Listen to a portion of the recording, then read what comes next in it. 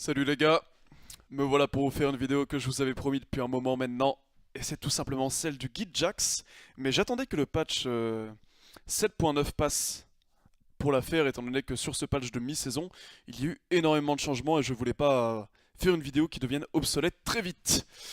Alors, on va essayer de ne pas traîner 40 000 ans, contrairement au dernier guide vidéo que j'ai fait, d'être un peu plus concis, d'aller directement aux choses essentielles.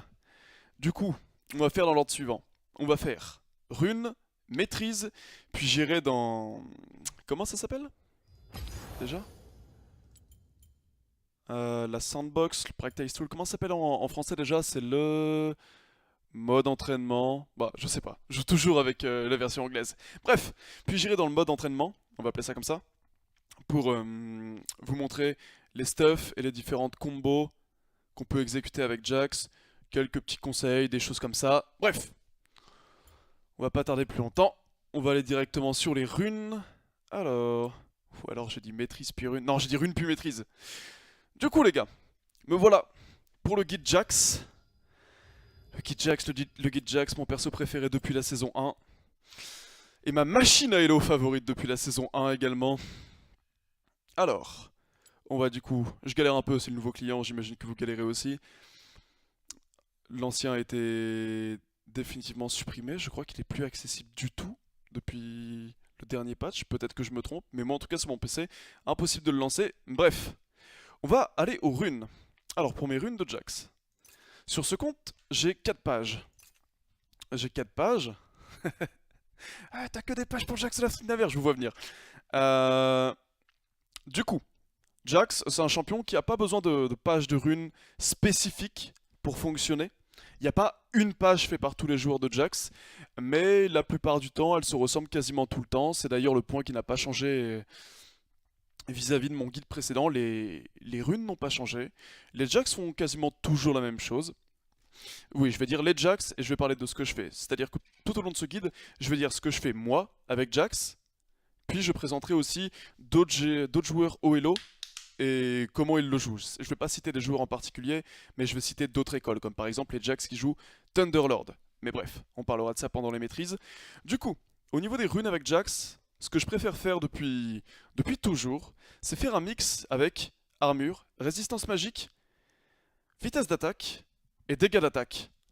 Mais la particularité de cette page, c'est que je rajoute également des points de vie par niveau pour augmenter le scaling et la synergie avec l'ulti et compenser les stats de base niveau HP qui sont assez faibles de Jax quand même. Bon, qui n'étaient pas faibles en saison 3 et puis il y a eu un gros nerf. Pour ceux qui jouaient déjà Jax à l'époque, vous le savez, mais bon, j'imagine que c'est pas le cas de beaucoup d'entre vous. Alors, du coup, ma page de runes préférée que j'utilise quasiment tout le temps sur Jax, depuis facilement 3 saisons maintenant, c'est 8,5 d'armure, 5,1 de dégâts d'attaque, 10,2 de vitesse d'attaque, 216 PV au niveau 18 et 12,1 de résistance magique. Bon, est-ce que c'est vraiment important de citer les virgules? Je ne pense pas. C'est une page assez polyvalente en fait, parce que ça va vous permettre d'avoir de quoi tenir absolument tous les match-ups, que ce soit des AP ou des AD top, d'avoir le scaling augmenté grâce au HP par niveau et donc une meilleure synergie avec votre ulti qui va augmenter vos résistances, et d'avoir plus d'attaque speed pour stack plus rapidement votre passif, et du coup plus d'attaque speed égale plus d'attaque speed sur Jax. C'est con dit comme ça, mais c'est le cas. Faut pas oublier que le passif nécessite 8 stacks pour être stacké à fond, ce qui fait quand même pas mal d'auto-attaque. Et 5,1 de dégâts d'attaque pour augmenter les ratios du E et du A, qui ont des lourds ratios AD, et aussi le fait de pouvoir trade en early et last hit plus facilement. Je faisais des passes full attack speed pendant un moment, puis je trouvais vite ça moins intéressant comparé à un mix AD attack speed. Tout comme des pages full AD que j'ai testé également et que je trouvais moins intéressant contrairement à un mix. Du coup, pourquoi j'en ai 4? J'en ai une, donc la passe-partout, que j'utilise quasiment tout le temps pour tenir tous les match-ups. Si vous êtes par exemple contre Lee Sin Jungle plus Renekton top, vous pouvez switch là-dessus. Du coup, en bleu, vous n'avez plus de résistance magique. Vous avez de l'armure. Si vous voulez vraiment tenir purement votre match-up et que vous jouez contre un top laner qui va faire énormément de dégâts physiques comme Tryndamere, Yasuo, Riven, Renekton, Olaf. Bon, j'en oublie certainement, comme des Panthéons, tout ça, vous m'avez compris. et que le jungle est également un personnage qui va deal énormément de dégâts physiques, Lee Sin principalement, que vous allez croiser le plus régulièrement, vous pouvez partir sur cette page, mais je vous conseille de l'éviter si la composition d'équipe est la suivante. Mettons un Renekton top, un Lee Sin jungle, mais une Ahri mid lane et une Zyra support, c'est-à-dire qu'ils ont deux autres sources de dégâts magiques dans leur équipe. Dans ces cas-là, je vous conseille quand même de partir sur celle-là, sinon vous pouvez le regretter assez lourdement, mais si vous avez vraiment peur de la lane, et que vous voulez juste speed push et gagner contre le top en 1v1 et gagner en 1v2 contre le top et le jungle plus la game avance, car Jax a un scaling insane, vous pouvez partir là-dessus. Ensuite, il y a cette page-là, c'est plus ou moins la même page, on est un peu plus early, c'est-à-dire qu'on n'a pas les PV par niveau, donc on perd un peu de ce côté scaling et tout terrain par la tankiness, parce que Jax, vu que vous allez tout le temps rusher une force de la Trinité, vous pouvez vous retrouver dans une situation où vous ne tankez pas du tout et vous galérez à rejoindre les combats d'équipe, et si les ennemis sont un petit peu devant, ça peut être très compliqué de sortir de phase de 1v1 sans se faire one shot. Du coup, on a cette page là, qui est plus ou moins la même chose, c'est-à-dire de l'armure, de la résistance magique, de l'attaque speed, de l'AD, sauf qu'on n'a pas de l'AD par niveau en jaune, du coup on peut mettre de l'armure flat, et on peut servir des quintessences pour utiliser uniquement les stats offensives. Donc les quintessences d'attaque speed qui sont extrêmement worth it, on en met 3, on met tout en dégâts d'attaque, et ça nous fait quelque chose d'assez solide en early si vous voulez vraiment gagner vos premiers trades à tout prix, et peut-être aller chercher un kill niveau 2, ça peut être intéressant. Et aussi, si vous galérez à la stit, ça peut être intéressant également, parce que avec plus d'attaque speed et plus d'AD, ça arrivera moins. Et même scénario, c'est-à-dire que la page numéro 1, c'est la même page, sauf qu'en bleu, c'est pas de la résistance magique, c'est de l'armure. Donc quand vous voulez vraiment prendre un maximum d'armure pour tenir votre adversaire, ainsi que le jungle adverse, si c'est également un personnage qui deal beaucoup de dégâts magiques.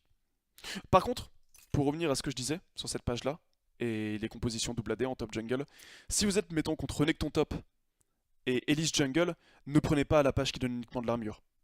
Parce que sinon Elise va vous démolir sur chaque gank, ou la Nidalee. Enfin bref, vous m'avez compris, le jungle AP de la team adverse.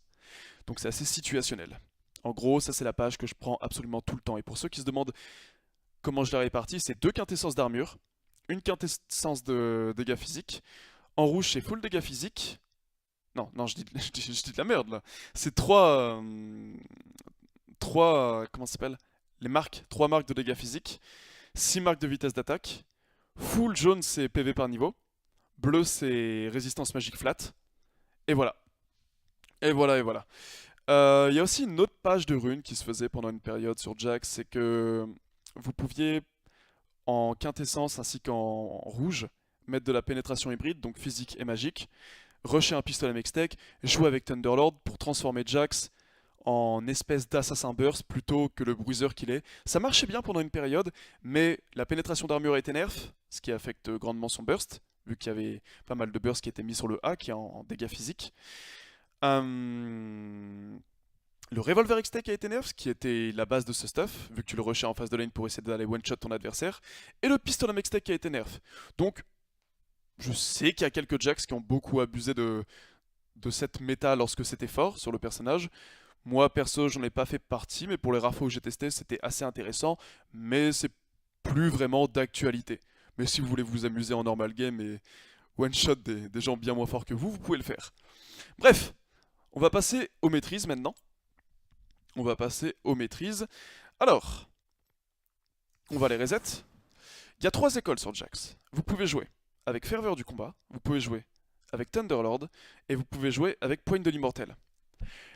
L'école qui se fait le plus, et l'école que je fais moi, c'est l'école Ferveur du combat depuis son dernier buff, étant donné que ça va durer 8 secondes, et du coup c'est des stacks qui vont être incroyablement efficaces sur Jack, vu que vous avez tout pour utiliser au mieux la ferveur du combat. Vous avez des ratios AD, vous avez un stéroïde de vitesse d'attaque, et vous avez un reset d'auto-attaque. Vous pouvez pas rêver mieux pour utiliser une ferveur de combat, donc c'est très intéressant à mettre sur Jax. Aussi, petite parenthèse, l'AD que vous allez gagner sur la ferveur du combat est de l'AD brute. Du coup, ça va aller sur les ratios de votre ultime. Du coup, vous allez gagner de l'armure avec votre ferveur du combat, ce qui est vraiment intéressant. Quand on sait que la ferveur du combat donne plus de 60 d'AD... La ferveur du combat donne plus de 60 d'AD... comment ça s'appelle? Au niveau 18. Ça donne 64 d'AD très exactement. Non, je suis pas du tout allé voir sur la calculatrice de mon ordinateur parce que je suis un retard. Du coup, la page, c'est celle-ci. En gros, vous avez le choix entre les dégâts des sorts qui peuvent être efficaces sur Jax, mais la vitesse d'attaque c'est quand même plus intéressant. Là, vous avez le choix entre Fresh Blood et Fist. Ne jugez pas mon accent anglais. Ça, c'est vraiment pas intéressant. Vous êtes un speed pusher, vous aurez vraiment pas l'occasion de vous en servir. C'est pas vraiment intéressant d'augmenter les dégâts vont faire les alliés à la cible que vous allez focus, surtout que vous allez souvent focus des cibles qui sont isolées dans un coin, chercher des carrières de position, bref. Cette maîtrise est pas faite du tout pour personnage.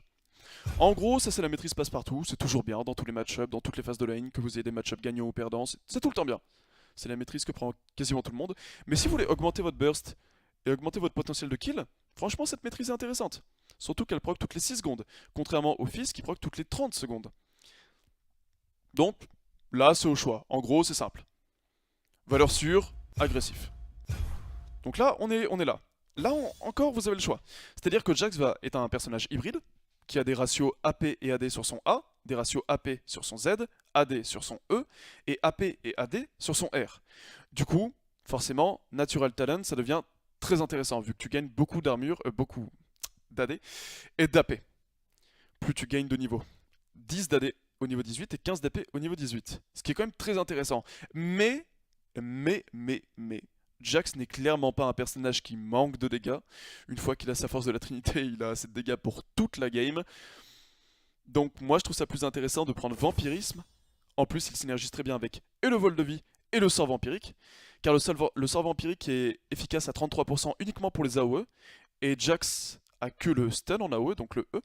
Donc vous allez sustain à 100% en sort vampirique sur votre A, sur votre Z et sur chacun de vos pocs d'ulti. Ce qui, l'air de rien, augmente pas mal votre sustain en phase de lane. Et Jax, c'est l'un de ses points faibles, tenir sa lane dans des match-ups qui peuvent lui poser problème.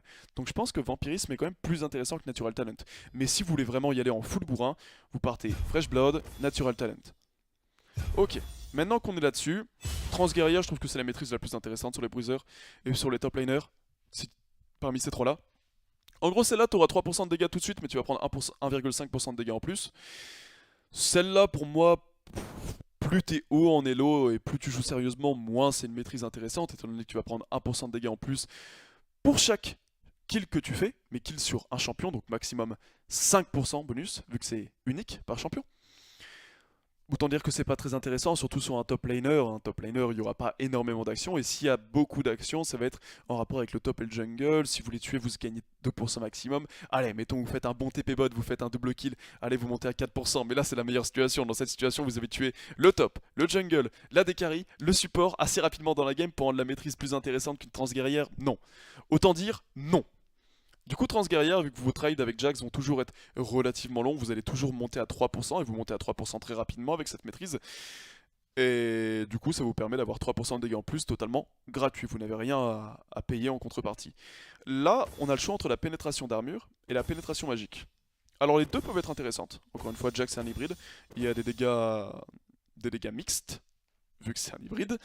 Mais je considère quand même que la pénétration d'armure est plus intéressante.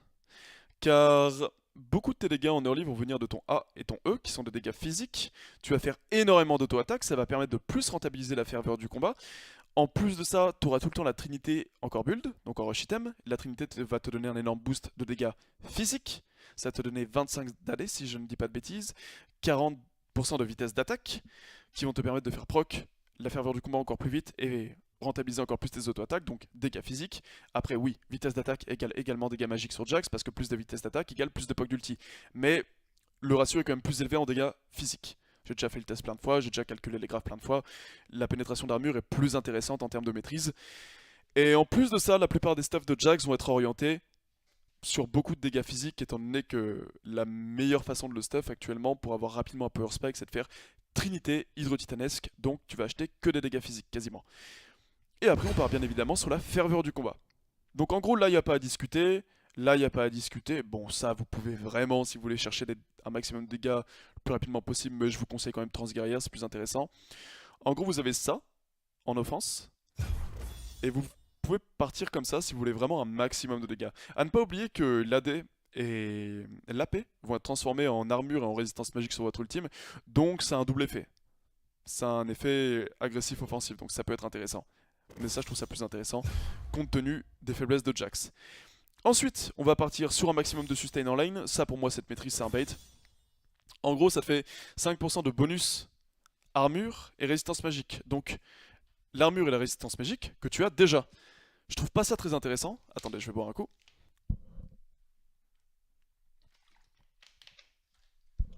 Étant donné, en gros, que sur 200 d'armure et 200 de résistance magique, vous allez gagner 10 de chaque. Ce qui est vraiment pas intéressant. Enfin, une fois que tu as plus de 100 d'armure et plus de 100 de résistance magique, vous voyez ce que je veux dire, c'est pas 10 qui vont faire la différence. Tout comme quand tu as 100 d'armure bonus et 100 de résistance magique bonus, c'est pas 5 de plus qui vont faire la différence. On pourrait se dire que c'est une bonne synergie avec l'ultime, mais franchement, c'est assez médiocre.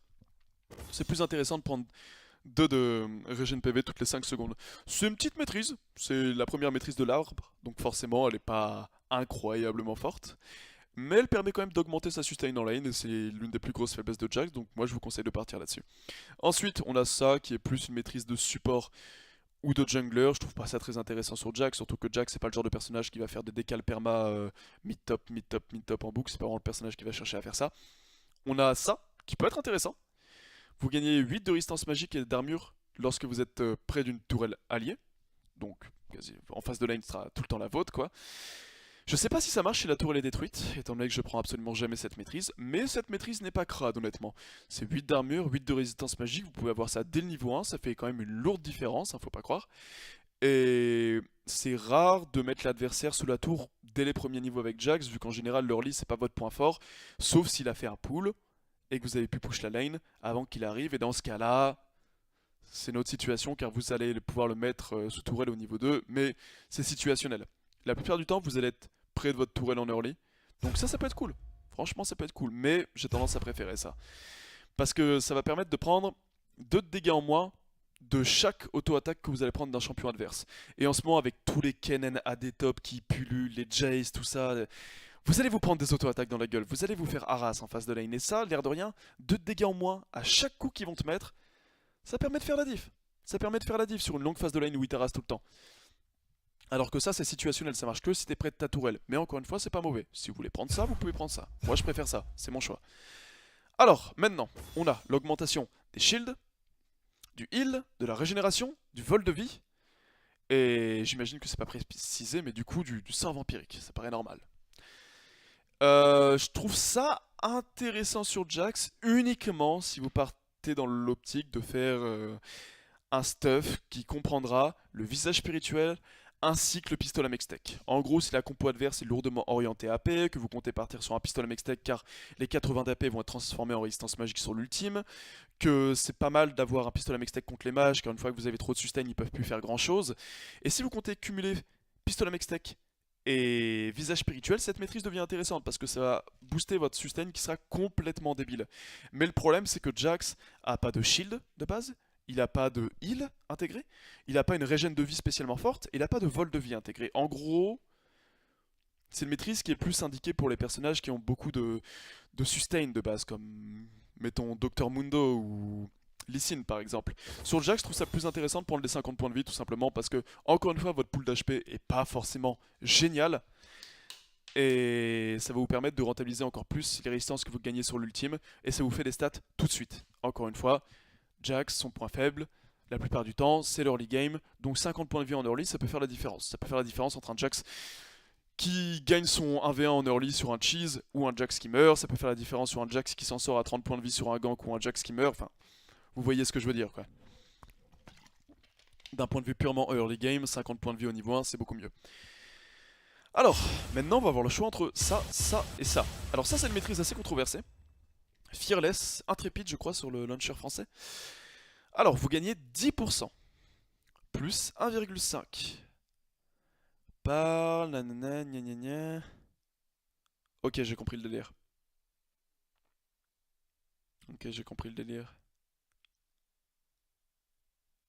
Ok. Ouais, c'est une maîtrise qui est... Il y a un viewer qui fait que m'en parler. Qui fait que me dire prends-la, prends-la, prends-la, prends-la. Mais j'en ai parlé beaucoup avec Wax. Et on est d'accord sur le fait que c'est une maîtrise qui est très intéressante en termes de stats. Elle te donne énormément d'armure et de résistance magique, on va pas se le mentir. On va pas se mentir, pardon. En plus, elle a un cooldown assez court et elle pourrait être présente dans quasiment toutes les phases de fight. Mais elle devient très intéressante avec ton scaling d'armure et de résistance magique. En gros, Fearless, c'est un ça enviable. en viable, en même très intéressant. Cumuler à ton ulti, ça peut être vraiment cool. Mais le problème, c'est que dans les early phases de lane et dans les courts trades, tout ça, ça sera vraiment pas intéressant. Surtout dans les premiers niveaux, ce sera vraiment pas intéressant. Et c'est ce qui fait que je ne prends jamais cette maîtrise, même si je la considère comme viable, voire sous-estimée. Peut-être que, qui sait, dans quelques semaines, tous les top laners prendront ça et je me sentirai con, mais pour le moment, je vous la conseillerais pas trop, même si vous voulez purement des gros stats late game, elle est intéressante. Vous pouvez prendre Persévérance pour tout simplement booster votre regen PV et avoir un laning un petit peu meilleur.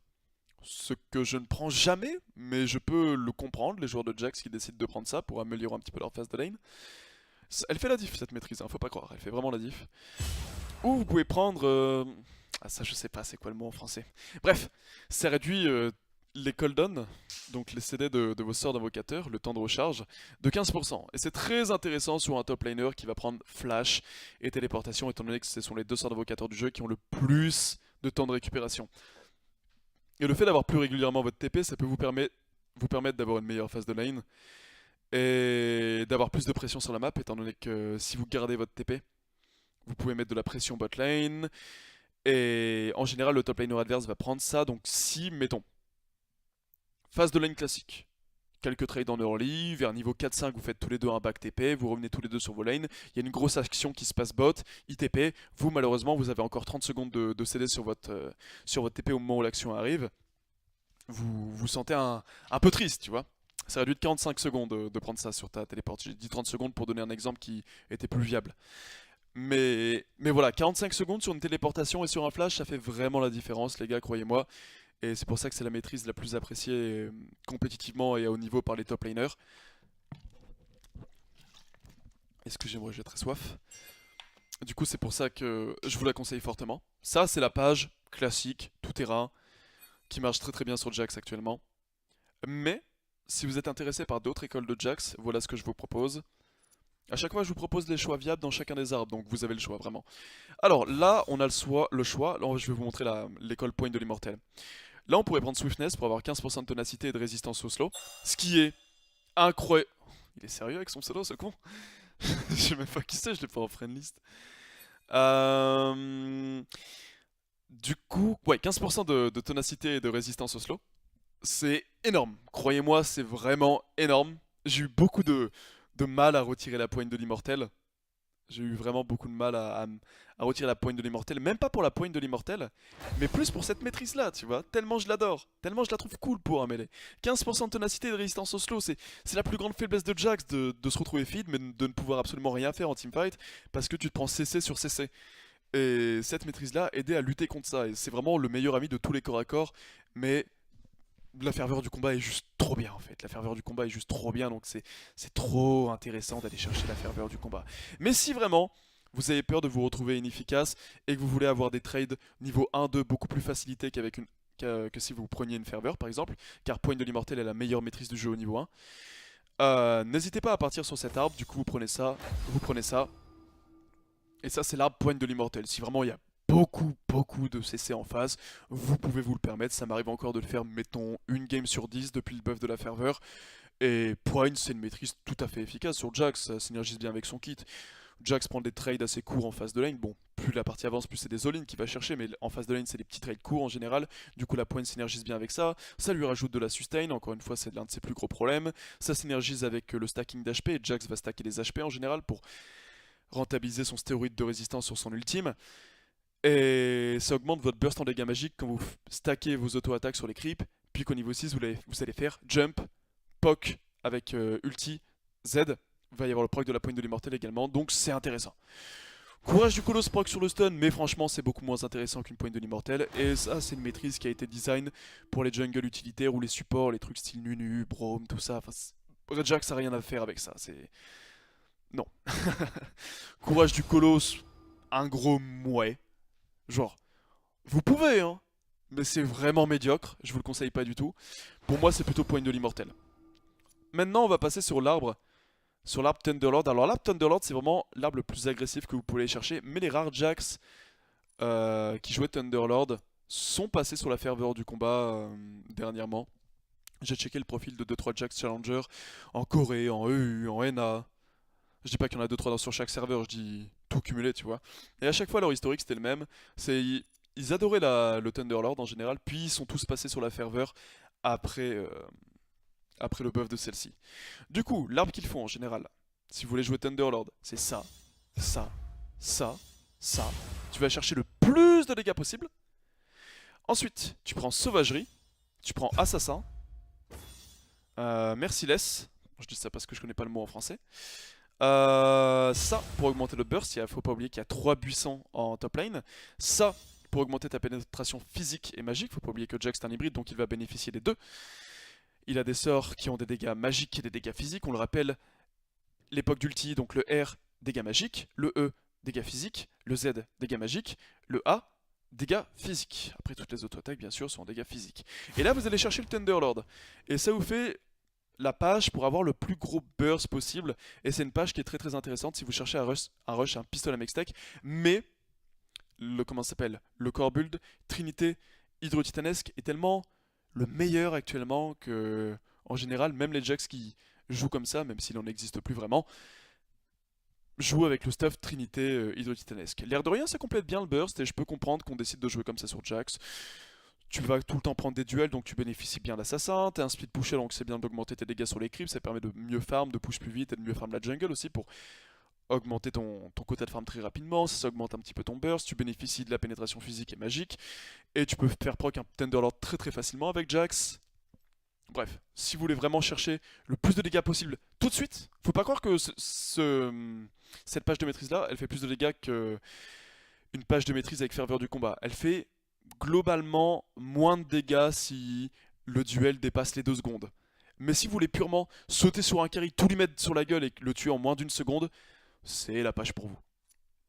Du coup, je vais repasser sur la page du coup que moi j'utilise absolument tout le temps. Oups. Je suis perturbé, j'ai mis tellement de points que j'utilise pas d'habitude. Voilà, donc on parle là-dessus au niveau des maîtrises. Je vous ai absolument tout montré. Toutes les écoles possibles, ainsi que mon école préférée. Je vous ai montré les runes, oui je vous ai montré les runes, que je dis pas de bêtises. Et je suis en train de me rendre compte que ce guide, je suis sûr à la fin je vais me rendre compte qu'il a fait 1 heure, alors que je voulais qu'il soit plus court que l'ancien. Mais c'est Jax les gars, c'est Jax, vous pouvez pas m'en vouloir, c'est ma passion depuis la saison 1. Fun fact, quand j'étais un adolescent instable, rageur qui désinstallait souvent League of Legends parce que je rageais trop, le seul truc qui me faisait réinstaller League of Legends, c'est qu'à chaque fois jouer Jax, ça me manquait trop. Bref, petite anecdote qui sert à rien. Alors, on va partir en training. Hop là. C'est cool, c'est vraiment cool qu'ils aient rajouté ce truc pour faire des vidéos guides. Ça va vraiment me faciliter la tâche. J'en fais pas énormément, mais ça m'arrive de faire des updates sur mes personnages préférés, donc Jax, Olaf, Tryndamere. Et il y aura peut-être une touche spéciale. Je vous ferai peut-être le guide du support autofile avec Alistar. Car Alistar, les gars, croyez-le ou non, m'a rapporté facilement plus de 100 league points. Vraiment, je vous ferai un petit guide du Alistar Ignite lorsque vous êtes autophile. Si jamais ça intéresse des gens, dites-le moi dans les commentaires. Parce que là, dernièrement, sur mes 20 dernières games, je tourne à 85% de victoire avec Alistar. Bah attends, je vais aller check ça sur OPGG pour pas dire de bêtises. Hop. OPGG meilleur site les gars, hein. Je vous dis ça aussi au passage. Si vous souhaitez check des stats, tout ça, OPGG meilleur site. Ouais, là par exemple, sur mes 6 dernières games avec Alistar, j'ai 83% de victoire. Soit 5 victoires et une défaite. Dans des games uniquement Master Challenger. Donc c'est plutôt cool, franchement. Alistar, c'est un bon support lorsque vous êtes autophile. C'est tellement un bon support lorsque vous êtes autophile que j'ai arrêté de tag top jungle et que je tag top support. Maintenant.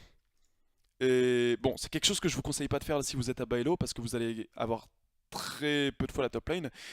Mais en Master Chal, en taguant top support, mettons sur 10 games, je vais avoir la top lane 7 fois, hein, faut pas croire, il y a énormément de main support. Enfin bref, on va partir en mode entraînement avec le skin Jaxpax, car c'est le plus rare et je sais que beaucoup ont envie de le voir.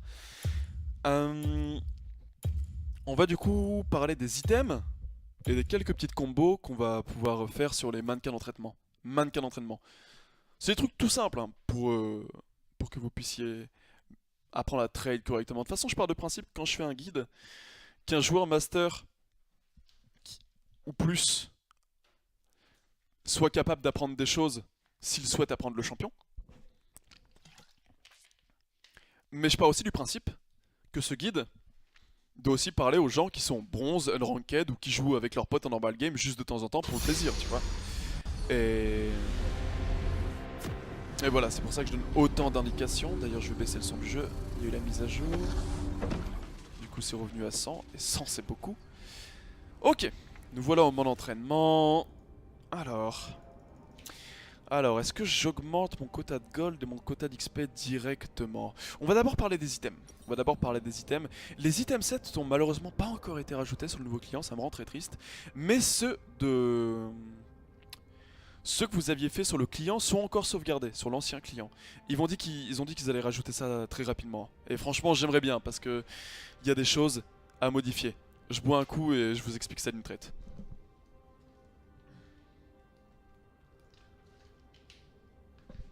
Je parle beaucoup, du coup je bois beaucoup. Ok. Alors 1, 2, 3, 4, 5. Qu'est-ce que c'est? 1, c'est start item ou item de lane, item early. 2, c'est rush item. 3, c'est full stuff classique. 4, item situationnel. 5, consommable. Bon, consommable. Aldé, t'achètes jamais de pink, oui je sais. Parfois une game sur 10, sur 30, parfois. Ah, quand je joue les stars. Enfin bref, on n'est pas là pour parler de ça. On va désactiver les creeps. Ok.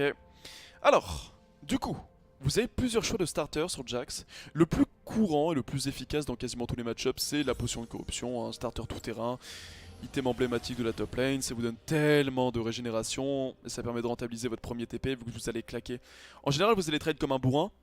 Puis quand vous avez plus de potions et si vous vous retrouvez dans une mauvaise situation, TP back, j'ai de nouveau 3 potions et je suis bien. Et en plus, l'avantage, tu vois, c'est que c'est pas comme l'ancienne flasque, encore une fois, pour ceux qui ont connu la saison 3, c'est pas juste un tas de potions, non.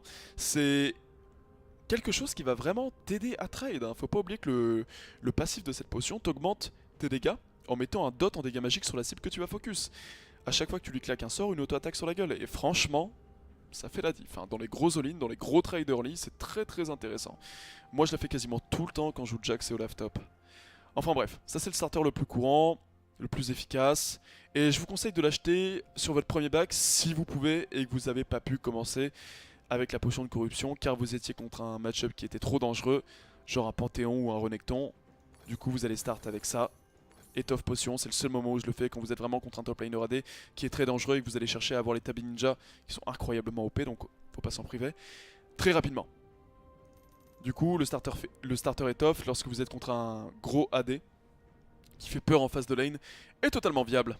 Et sur votre premier back, essayez d'avoir une lame de Doran plus une potion de corruption dans ces match-up là. Bref, potion de corruption, meilleur starter tout terrain. Étoffe contre les Panthéon, Tryndamere, Riven, Renekton. Vraiment un match-up AD qui peut vous faire peur. Si vous n'êtes pas en confiance, ou si vous respectez votre adversaire tout simplement, ou si vous avez un plan de faire très rapidement des tabis ninja pour jouer agressif avec votre adversaire et donc le traîner sur la lane. C'est ce que j'ai tendance à faire avec quand je joue contre des Yasuo par exemple. Le starter étoffe est très intéressant. Après il y a le bouclier de Doran qui... Oh là, faut que je bouge. Bouclier de Doran qui peut être très intéressant dans beaucoup de match-up. En gros, bouclier de Doran c'est... Je vais prendre plein d'arras dans la gueule, mais je veux être capable de tenir ma lane au mieux. C'est l'item qu'il vous faut.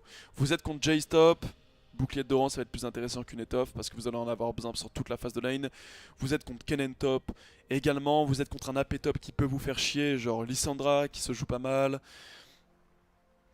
Après c'est vrai que c'est plus trop la mode des AP top, j'allais citer Lulu et tout, mais c'est plus trop le cas. On peut voir des Lissandra de temps en temps. Je vois des Talia top aussi en solo queue, ça peut arriver.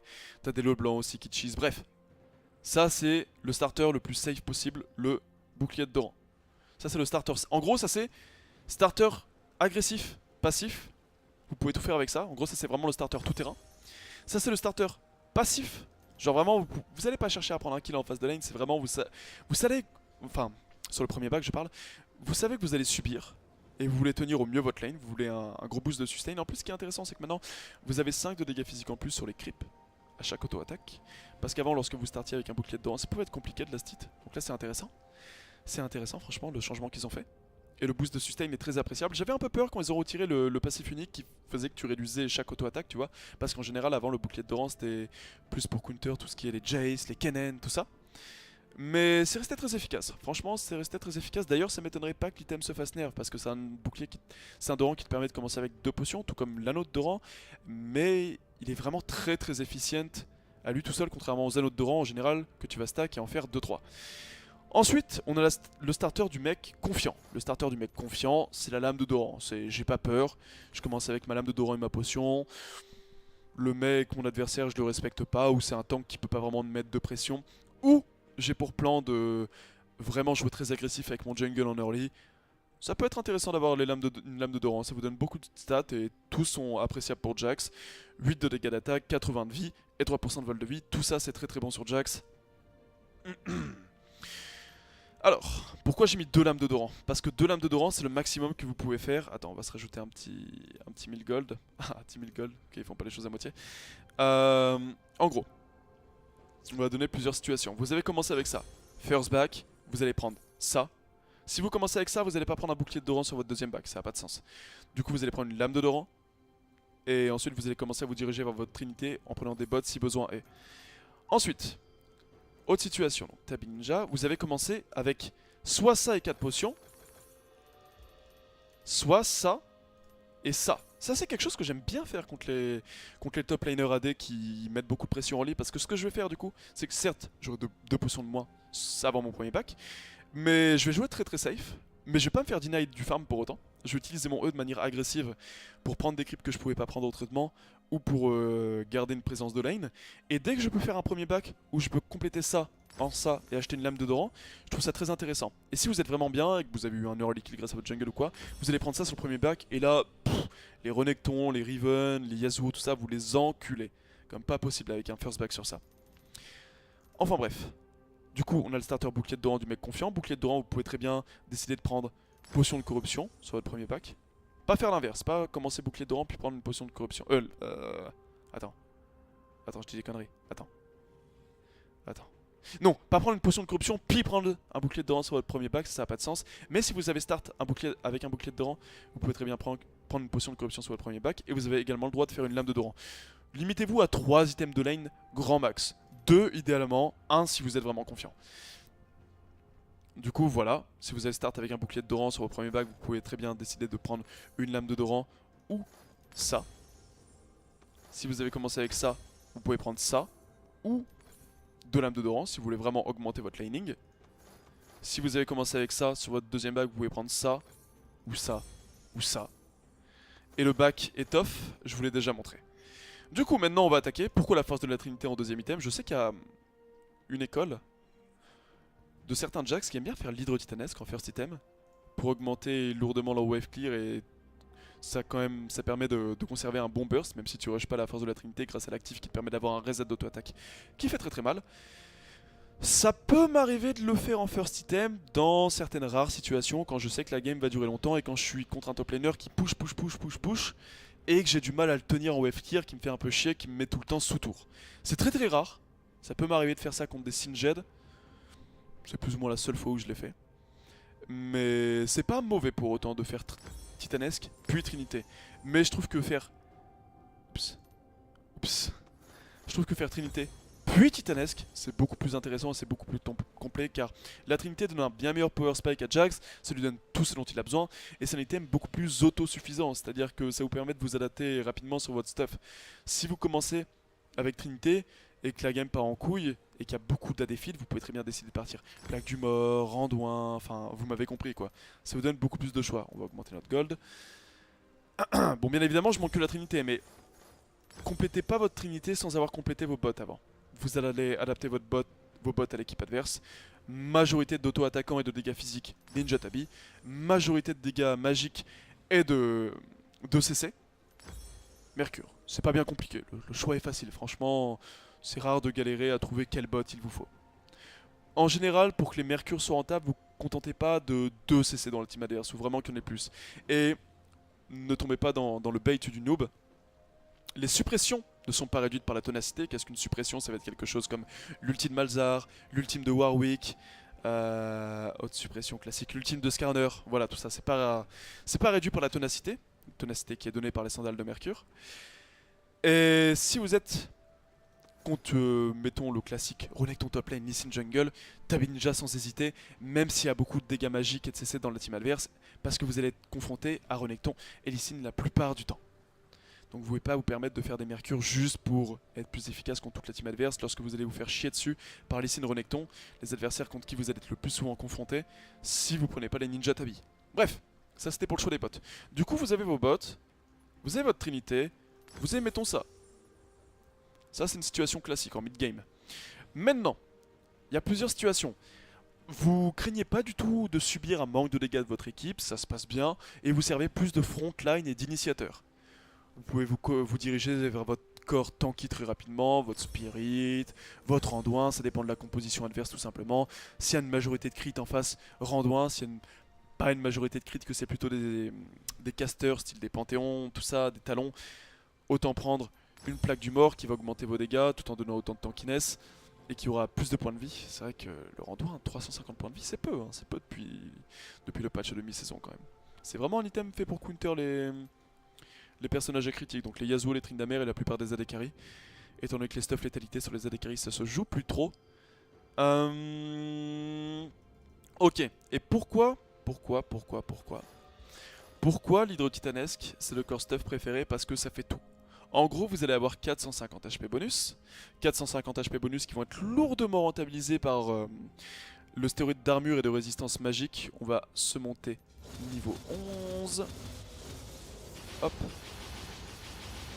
Parce qu'une fois que vous allez... Oh merde, pourquoi j'ai maxé le... Ok, c'est ma trigger. Faut maxer le 1 en deuxième. Ah oui, c'est vrai que c'est un truc dans Jax, dans les guides de Jax, j'oublie toujours de vous le dire. Ou alors je l'avais dit la dernière fois, j'y avais pas pensé. Ah mince. Ah mince, c'est un peu dommage de l'incorporer comme ça à la va-vite. En gros, vous maxez le Z en premier, puis le A, puis le E. Vous pouvez maxer le A dans certaines très rares situations où votre adversaire en top lane a énormément de kite, mettons Queen, mais c'est une situation qui arrive quasiment jamais. C'est toujours start au E, prendre le A ou le Z en deuxième, avoir ses 3 sorts au niveau 3, max le Z, puis le A, puis le E. C'est tout le temps comme ça, avec l'ulti bien sûr, avant tout ça. Bref, une fois que vous avez tout ça, vous allez être niveau 11, donc vous allez avoir votre ultime rang 2 qui vous donne quand même un lourd stéroïde de résistance. Et pourquoi l'hydro-titanesque c'est le mieux? C'est parce que c'est le core staff le plus complet, le Trinité hydro-titanesque. Et en plus, les solo queues, c'est pas des games qui vont en général jusqu'à un full item. Plus t'es haut et low, plus les solo queues sont courtes en général en plus. Du coup, c'est pour ça que c'est le stuff le plus apprécié par les Jax en Master Chal. Parce que ça te permet d'avoir un power spike très rapide en fait. Tu vas avoir beaucoup de points de vie, donc toutes tes résistances vont être rentabilisées. Tu vas faire très très mal, tu vas push très très vite, tu vas avoir du burst, car tu auras un reset d'auto-attaque qui bien utilisé va te permettre de mettre un poke d'ulti à chaque fois sur un carry et de totalement l'imploser en teamfight. Et ça te permet, rien qu'avec 2 items, d'être très très dangereux et très très menaçant et de mettre beaucoup de pression sur la map. Là où mettons, je vous mets une situation, vous êtes un Jax, vous avez voilà, Trinité, pistolet à Mextech, une lame de Doran, mettons pour votre phase de lane. Bon, je vais prendre ça parce que ça me trigger de pas en avoir. Ok, certes c'est bien mignon, vous avez un peu plus de dégâts et un peu plus de sustain, mais vous avez pas tous ces points de vie bonus, ce reset d'auto-attaque et cette capacité à push les lanes très très rapidement et à vous farm plus rapidement et à mettre de la pression sur la map. Retenez ce mot pression les gars, un top laner, ce qui est très très efficace c'est de mettre de la pression sur la map, c'est pour ça que vous jouez avec une téléportation. Et l'hydro-titanesque synergise trop bien avec ce travail là. Et de plus, c'est un item qui synergise très très bien avec le kit de Jax, donc vraiment, vous en privez pas. Si vous êtes sûr que la game va durer très très longtemps, que vous faites confiance à vos teammates et que vous voulez un stuff qui est vraiment très très fort en full late game, genre quand vous êtes 6 items, pistolet à Mextech ou lame du roi déchu peuvent être plus intéressantes qu'une hydro-titanesque. Mais c'est de la solo queue les gars. En solo queue en général la game est déjà gagnée ou perdue à partir de 2-3 items. Et dans cette situation, l'hydro-titanesque c'est vraiment le mieux. Bref, Trinité, hydro-titanesque, encore stuff. Après vous allez vous décider à partir sur votre stuff tanky. Donc majorité de dégâts magiques. Pourquoi je préfère le visage spirituel à tous les autres items qui peuvent te donner de la vie et de la résistance magique? Tout simplement parce que c'est un item très complet. T'as de la CDR c'est broken sur Jax, c'est broken sur tout le monde, la CDR de toute manière c'est une stat qui est surpuissante. Ça te booste de la régène, un petit boost de sustain avec Jax, on va pas cracher dessus. Ça t'augmente tous les heals reçus de 30%, avec toutes les rédemptions qui sont stuff dans tous les sens, c'est très intéressant. Et il pleut des Soraka, il pleut des Janna, bref, il pleut des supports utilitaires, donc c'est intéressant. C'est vraiment mon item résistance magique préféré. Donc, vous allez partir là-dessus. S'il y a beaucoup de dégâts... Oh oh. S'il y a beaucoup de dégâts magiques en face. Ça, c'est mettons un core stuff. Si vous êtes contre une dominante AD. Comment vous étémisez une fois que vous avez... On va plutôt se poser les bonnes questions. Une fois que vous avez vos deux items, les bonnes questions à se poser, c'est quoi?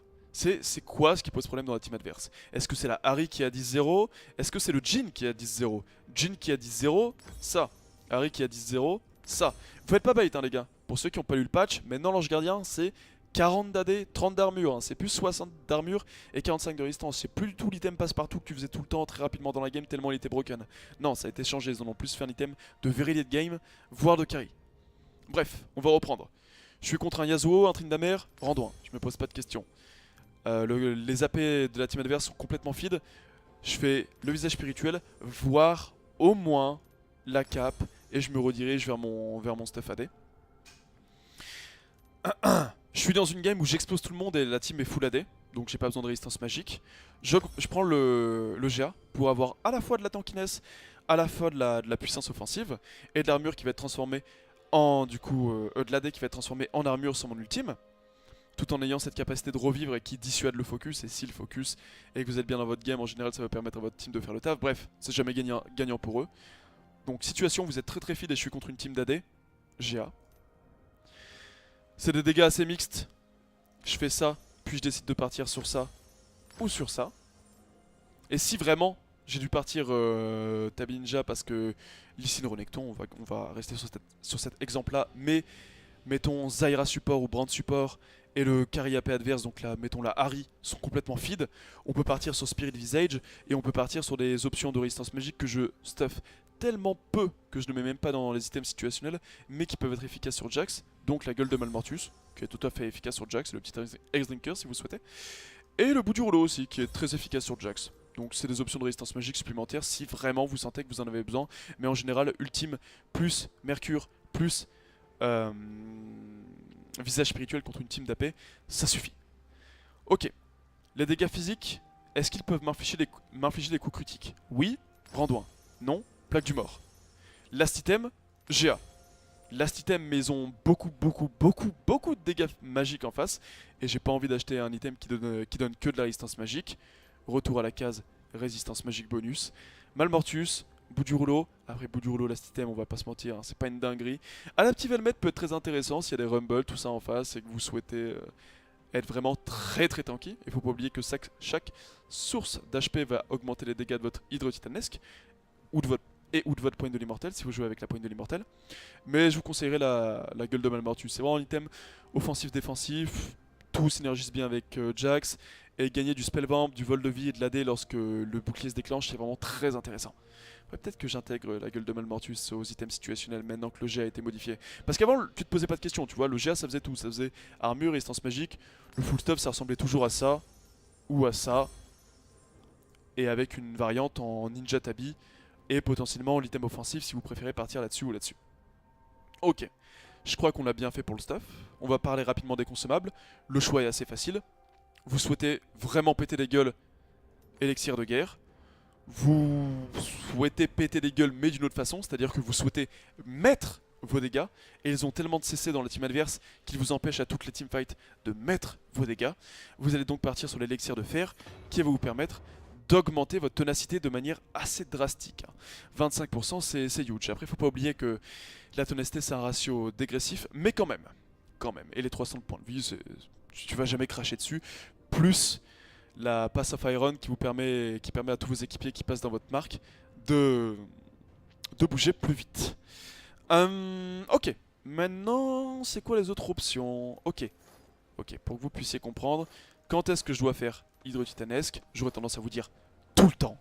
Mais si vous êtes sûr que votre game va durer jusqu'à 6 items, voilà comment vous allez choisir entre le pistolet Mextech et la lame du roi déchu. Équipe à dominante physique et des gros tanks.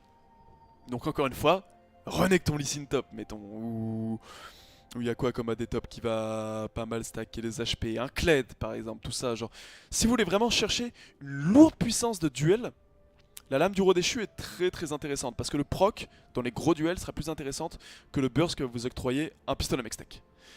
Mais, ça vous octroie moins de sustain, étant donné que ça vous donne que du vol de vie et pas de sort vampirique. Là où le pistolet mextech vous fait sustain sur absolument tout, ça peut être considéré comme du sort vampirique en soi, c'est juste qu'ils ont un peu rename le truc. Enfin, pas exactement tout, parce que du coup, tu vas sustain également sur les procs de bout du rouleau si t'en fais, ce genre de choses. Là où le sort vampirique, c'était uniquement tes sorts. Bref, je m'égare. Je m'égare. Du coup, team majoritairement physique, et vous voulez péter la gueule à un gros dueliste qui va stacker les HP. Lame du roi déchu. Team majoritairement AP, où vous êtes tellement putain de feed que vous voulez juste one-shot un mec en lui sautant dessus avec le proc de pistolet mextech, étant donné que Jax a des gros ratios, et que pistolet mextech ça donne 40 d'AD et 80 d'AP, ça marche bien à ce niveau-là. Mais ce que j'aime beaucoup avec le pistolet mextech, c'est le fait qu'il donne 80 d'AP en fait. Et 80 d'AP, ça va faire énormément de résistance magique sur votre ultime. Mettons, là de base c'est 70, j'achète le pistolet mextech, 80, ça passe à 86. Donc l'air de rien, 16 de résistance magique avec un item offensif sur une team qui va durer 8 secondes, c'est putain de huge. C'est pour ça qu'en général le pistolet mextech j'aime bien le faire dans les games où je sais qu'elles vont durer très très longtemps. Et également, quand c'est une team à dominante magique, genre mettons Elish Jungle, Gragas top, Harry mid, un support utilitaire ou un carry AP bot genre Zyra Brand ou Lulu Jana, bref ça va forcément deal des dégâts magiques, un support qui deal majoritairement de dégâts physiques, il y en a aucun. Et mettons leur seule source de dégâts physiques, ça va être le carry Hades qui arrive assez souvent quand même, faut pas croire. Et là je trouve que le pistolet mextech devient assez intéressant parce que ça te permet de burst les squishies de la team adverse. En plus, vu que vous êtes contre une team qui aura beaucoup de dégâts magiques, vous allez forcément faire un visage spirituel. Du coup, la synergie entre ça et ça, autant vous dire que c'est complètement débile, parce que ça va augmenter de 30% toutes les formes de sustain. Et ça va faire que tu vas sustain sur 15% de toutes les formes de dégâts que tu vas infliger avec Jax. Donc tes auto-attaques, ton jump, ton Z, ton E, chacun de tes pocs d'ulti, le proc de ton pistolet mextech, enfin... Autant dire qu'un Jax qui est capable de mettre ses dégâts en late game, genre mettons le stuff classique contre les compos AP, mettons vous allez prendre ça, vous allez prendre ça. Bon, ça dépend de quel carry AD, on va dire que... On va dire que c'est un carry AD critique. Et ça... Vous êtes intombable, hein, cherchez même pas. Genre, si vous atteignez ce stade-là contre une compo AP, vous êtes normalement capable de solo carry assez salement, sauf si votre team a vraiment pas de bras. Mais c'est insane, vous régénérez beaucoup trop, vous faites beaucoup trop de dégâts, vous êtes beaucoup trop tanky, enfin, vous avez 40% de CDR, c'est ingérable pour la team adverse. Ok, je pense que j'ai expliqué absolument toute la situation. Ah, une dernière situation. Étant donné que là de toute façon on est parti pour un guide d'1 heure, hein, j'aurais pas réussi à faire un guide court comme je comptais le faire. Si vous êtes dans une situation où le laner adverse vous pose tellement de soucis que vous comptez faire un sceptre vampirique. Petit 1, ne le faites pas, parce que ça va retarder votre power spike de la Triforce, et que ça va vous forcer à faire un de ces deux items qui encore une fois est moins bien que l'hydro-titanesque dans la plupart des solo queues. Petit 2, vous voulez vraiment le faire, ou vous l'avez fait et après vous regrettez. Bon, bah vous êtes obligé de vous orienter là-dessus ou là-dessus, mais évitez de compléter, sauf si vraiment vous voulez rush un pistolet mextech pour augmenter votre burst et que vous êtes bien dans votre game. Là je vous pardonnerai, sinon non. Si vous avez fait juste un sceptre, dites-vous, profitez de l'excès de sustain, mettons vous aviez ça. Non, en général quand t'es un sceptre, c'est que tu galères vraiment en lane, donc t'as commencé avec ça et t'as fait ça au premier bac tellement tu galères. Mettons vous êtes contre un Jace qui vous pète la gueule et vous décidez de faire ça. Ok, vous êtes mis en retard, vous avez énormément d'items juste pour la lane, vous n'avez pas beaucoup de stats très efficaces sur Jax qui vous permet d'avoir des bons power spikes. Donc retardez-vous pas plus, partez sur votre force de la trinité par la suite et un item tanky. Celui-ci ou celui-ci, pas le GA parce que vous êtes dans une situation où vous n'êtes pas forcément très bien dans votre game. Bref. Mais en soi c'est une erreur. Si vous souhaitez faire un sceptre vampirique en phase de lane, ce sera purement pour rush un pistolet mextech. Sinon, je vois pas l'intérêt sur Jax. Tu peux avoir de la sustain de plein d'autres manières en phase de lane si tu galères. T'as la potion de corruption, t'as le bouclier de Doran, t'as le stacking de l'âme de Doran, enfin, t'as toutes les maîtrises. T'as le fist, le vampirisme, la sustain augmentée par l'arbre défensif. En général, t'auras pas besoin.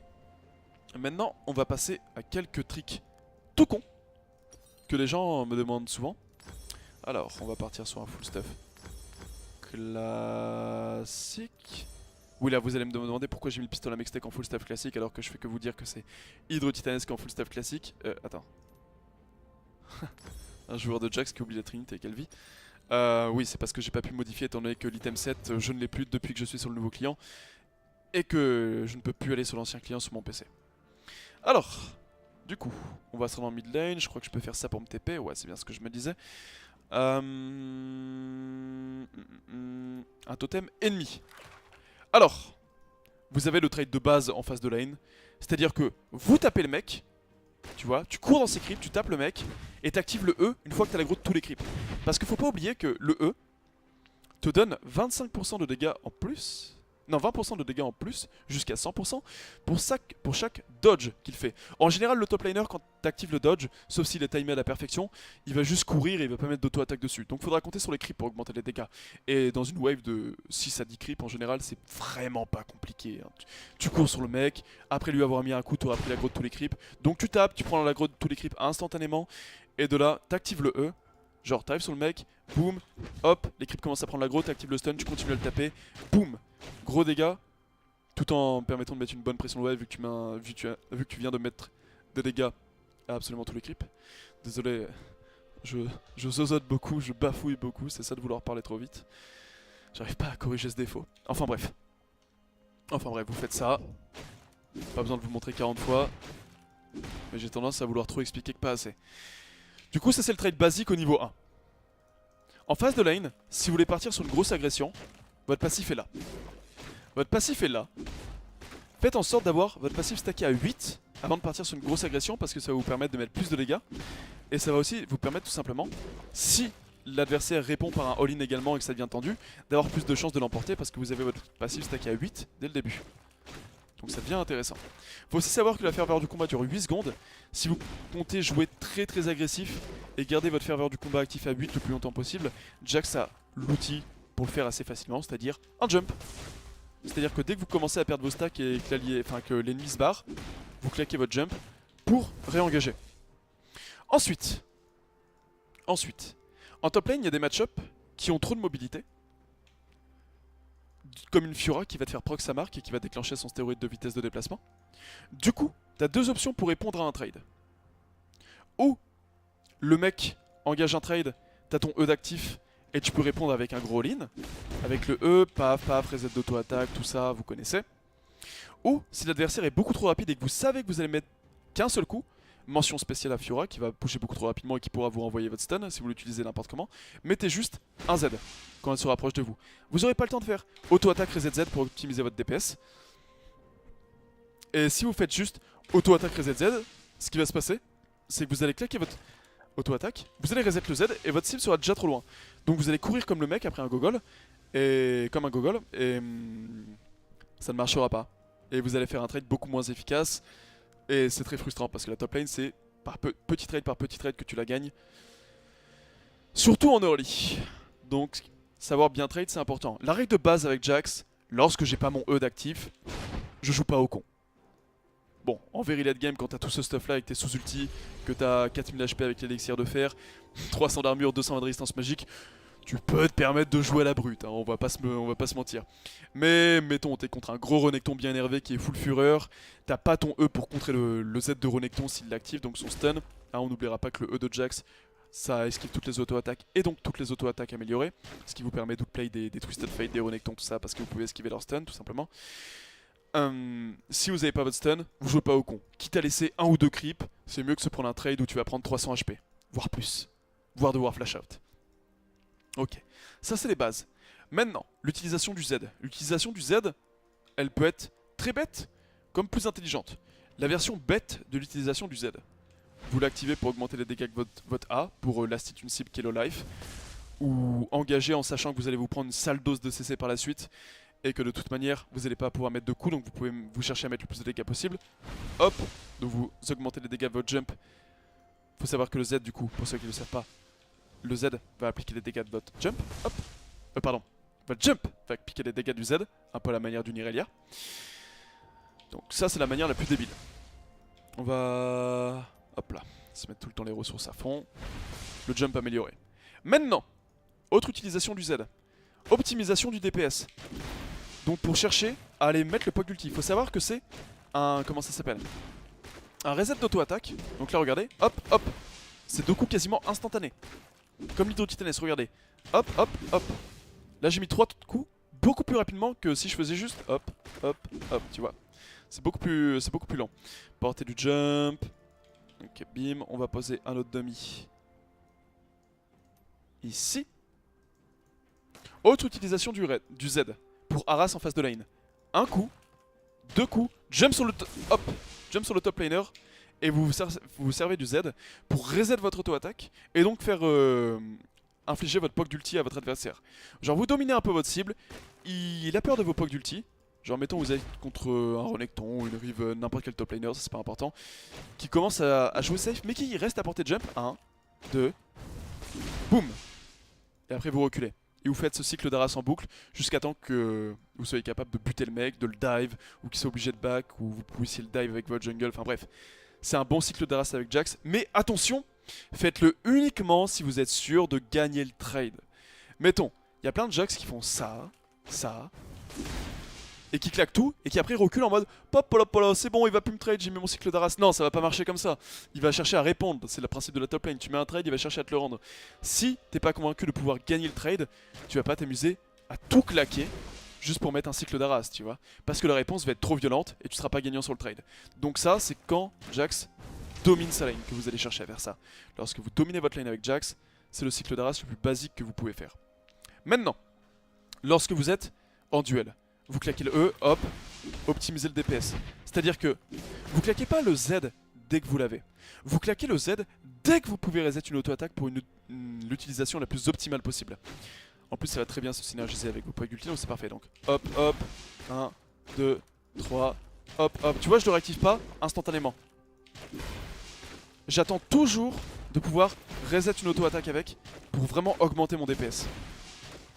Bon, il y a aussi la manière con, c'est-à-dire vous avez votre proc de Trinité libre, où il y a un carry AD assez low life là, vous savez que vous allez le rattraper mais votre jump est en CD, vous activez ça, boum, à plus.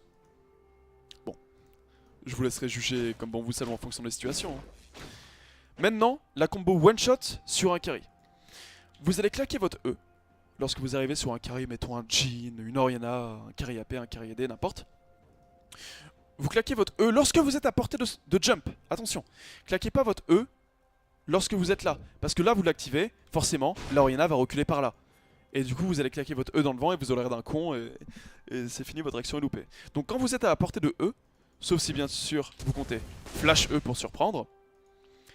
Hop là, auto-refresh des cooldowns. On va la couper pour avoir le flash à nouveau. Donc là, le truc classique, c'est vous êtes déjà un peu à portée de jump, donc il pourra plus s'enfuir. Tu fais hop, tu sautes sur le mec, mais tu claques pas le Z. Tu claques pas le Z pour augmenter les dégâts de ton jump. Pourquoi? Parce que du coup, tu vas arriver sur le mec, hop. Pendant la durée du stun, tu vas faire Z, hop, hop. Reset d'auto-attaque avec le Z, reset d'auto-attaque avec l'hydro-titanès qui va mettre un coup surpuissant, qui va te permettre de mettre le POC d'ulti instantanément. En termes de DPS pur, si la cible ne te kite pas, c'est pas l'utilisation la plus optimale, mais vous jouez contre des joueurs qui sont des êtres humains également. Ils ont un cerveau. Ils vont chercher à vous kite, à vous cesser lorsque vous sautez dedans avec Jax. Et ça vous permet de mettre tous vos dégâts très très rapidement. Le support, la Janna aura même pas le temps d'ulti ou quoi de vous dégager. Vous pouvez mettre tous vos dégâts et ça, croyez-moi, en power spike mid-game, vous faites ça, hop, hop, hop. Après avoir activé le stun, bien évidemment, ça fait très très très très mal. Bon, je crois que j'ai expliqué toutes les choses basiques. Qu'est-ce qu'on pourrait dire d'autre aussi comme autre petit conseil pour un joueur débutant de Jax? Mettons, si vous êtes contre un champion qui fait des dégâts uniquement via ses auto-attaques. Mettons Maître Yi, Tryndamere principalement. Ou un carry AD qui relie énormément de ses auto-attaques. Standard, Ashe, Tristana. Pas trop les casters genre Lucian et tout, mais bref. Les carry AD critiques, genre les kites, tout ça. Enfin bref. Vous claquez votre E. Vous avez 2 secondes d'esquive, puis un stun d'une seconde. Donc vous avez 3 secondes où théoriquement, votre adversaire ne va pas vous faire de dégâts étant donné que vous allez bloquer tous ses coups. Et les rares sorts qu'il vont faire 200 ou 100 de dégâts physiques, c'est pas worth it. C'est pas worth it 3 secondes d'ultime. Donc ce que vous faites, c'est quand en combat contre un maître Yi ou un Tryndamere par exemple, vous claquez votre E, vous voyez. Hop, 2 secondes d'esquive, puis un stun d'une seconde, et une fois que vous avez plus votre E et qui peut se mettre à riposter, c'est là que vous allez claquer l'ultime. Et là vous avez 8 secondes de résistance insane. Et ça vous permet de plus optimiser. Parce que là, mettons, je refresh, j'engage le trim comme un bourrin, voilà, comme ça je claque tout direct. C'est pas opti. C'est pas opti. Parce que j'ai perdu 3 secondes. J'ai perdu 3 secondes de mon ulti où le Tryndamere m'aurait pas fait de dégâts de toute manière. Vous voyez ce que je veux dire? Autant arriver comme ça, boum boum, stun, et après, une fois qu'il peut riposter, là tu claques l'ulti. Et là t'as gagné 3 secondes. En teamfight, l'utilisation du E. Vous avez plusieurs options. Vous arrivez en flank, voilà, vous arrivez comme ça, salut à tous, salut les bros, c'est l'RB, hop. Méga stun, ça va permettre à votre team de faire un bon follow-up. Ça c'est vraiment quand vous cherchez à engager le teamfight, ce qui arrive assez rarement avec Jax, mais qui peut arriver lorsque vous êtes bien dans votre game, ou que les adversaires n'ont pas beaucoup d'escape. Mais voilà, c'est pas la seule utilisation du E, c'est pas uniquement pour caler un stun directement sur l'adversaire cumulé à votre A. Ce que vous pouvez faire, lorsque la team adverse a énormément de DPS, genre ils ont un Yasuo mid, une Caitlyn en AD carry, et un truc qui a énormément de DPS en top lane, je sais pas, une Riven, tu vois. Ça peut arriver des scénarios comme ça. C'est pas rare qu'en solo queue, il y a beaucoup de personnages qui font très mal avec les auto-attaques, des teams avec que des carries et aucun tank, aucun personnage utilitaire. Là, vous sautez, vous gardez votre Z pour faire un reset d'auto-attaque ou vous claquez directement dépendant de la situation, vous savez maintenant, je vous expliquais. Et après avoir sauté, là vous claquez le E et vous le réactivez pas tout de suite. Vous allez profiter de ce E pour temporiser un maximum les dégâts de la team adverse. Et si ça vous permet de stun moins d'adversaires, en général dans ce genre de situation c'est pas grave. Parce que entre stun moins d'adversaires et se faire pop son jet ou mourir directement, c'est plus intéressant de stun moins d'adversaires. Qu'est-ce qu'on pourrait rajouter d'autre ? Je crois que c'est tout. C'était les conseils. Ça, là, on est plus dans les conseils des Jax débutants. Enfin, je pars du principe qu'un Jax diamant ou plus, tout ce que je dis là, il le sait déjà, tu vois. Il le sait déjà. Genre, mécaniquement, il sait jouer le perso. Bon, je vous vois venir les les mains Leblanc, les mains Riven, les mains Yasuo, Bronze Silver. Eh, Jax, ça a pas de mécanique. C'est bon, ça va. Ça va, je vous vois venir, je vous connais depuis le temps. Enfin, bref. Je crois qu'on est bon les gars, je crois qu'on est bon, j'ai aucune idée de combien de temps dure cette vidéo. C'est avec plaisir que je vous l'ai faite. C'était le guide de Jax sur le patch 7.9. Et j'espère que mon prochain guide de Jax sera bien mieux que celui-ci. C'est-à-dire plus agréable à écouter, plus propre, où je pars un peu moins dans tous les sens, mais j'ai toujours tendance à le faire quand je joue Jax. Et surtout en bafouillant moins parce que... Ah, c'est gênant un peu. Enfin bref, les gars, voilà.